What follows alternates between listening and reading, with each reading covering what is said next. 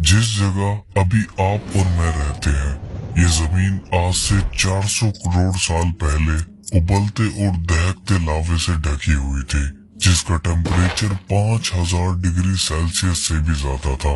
हर तरफ आग, गर्मी और ऐसी खतरनाक जहरीली गैसेस थी जिसमें सांस लेना नामुमकिन था, जिन्होंने पूरी जमीन को अपने अंदर ढक रखा था। ना ही यहाँ सूरज की रोशनी आती थी और ना ही यहाँ पानी की एक भी बूंद मौजूद थी। जिंदगी का कोई नामो निशान तक नहीं था, क्योंकि यहाँ का टेम्परेचर इतना ज्यादा था कि अगर कोई भी क्रिएचर यहाँ कदम रखता तो चंद लम्हों के अंदर राख बन जाता। लेकिन फिर अचानक ऐसा क्या हुआ कि हजारों डिग्री जितनी ये गर्म जमीन ठंडी पड़ने लगी, और ना सिर्फ ठंडी बल्कि बिलियंस ऑफ स्टार्स और प्लैनेट्स के इस यूनिवर्स में सिर्फ एक इकलौती ऐसी जगह बनी जहाँ जिंदगी मुमकिन हुई। जमीन पर ये दरख्त, ये पानी, इंसान और जानवर कहाँ से आए और क्यों, जानते हैं आज की इस वीडियो में। कहानी हमारी अर्थ की।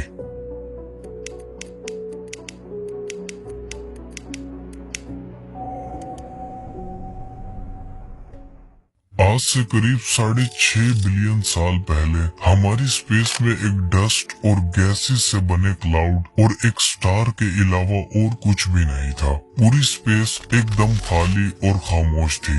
साइंटिस्ट ने इस गैसेस के क्लाउड को सोलर नेबुला का नाम दिया है। ये क्लाउड मेनली हाइड्रोजन और हीलियम गैसेस से बना हुआ था, जो यूनिवर्स में सबसे ज्यादा पाए जाने वाली एलिमेंट्स में से है। इसी क्लाउड में और भी कुछ एलिमेंट्स मौजूद थे, जैसे ऑक्सीजन, कार्बन, नाइट्रोजन और सिलिकॉन, जिनसे हमारे सोलर सिस्टम के ज्यादातर प्लैनेट्स बने हैं। ये बादल करोड़ों सालों तक ऐसे ही स्पेस की खामोशी में 100 लाइट ईयर्स तक फैला हुआ था, यानी लाइट को इसके स्टार्टिंग पॉइंट से एंडिंग पॉइंट तक पहुंचने में पूरे 100 साल लग जाते। लेकिन एक दिन इसके पास मौजूद उस स्टार में, जिसका हमने अभी जिक्र किया, एक बहुत बड़ा धमाका हुआ, जिसे साइंटिस्ट सुपरनोवा एक्सप्लोजन कहते हैं। ये धमाका इतना ज्यादा भयानक और इंटेंस था कि इसके फटने से उस क्लाउड के अंदर की सारी गैसेस, डस्ट और सारे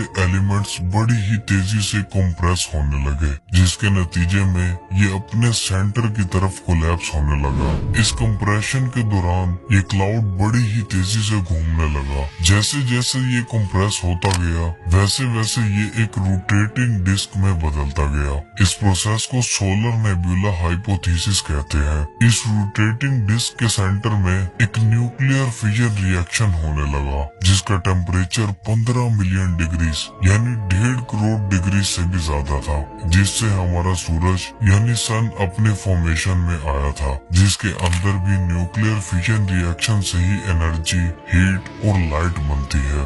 सन हमारे सोलर सिस्टम का 99.76% मास खुद अकेला होल्ड करता है, जबकि बचे हुए 0.14% में बाकी सभी प्लैनेट्स, मून्स, कॉमेट्स और एस्ट्रॉइड्स वगैरह बनते हैं।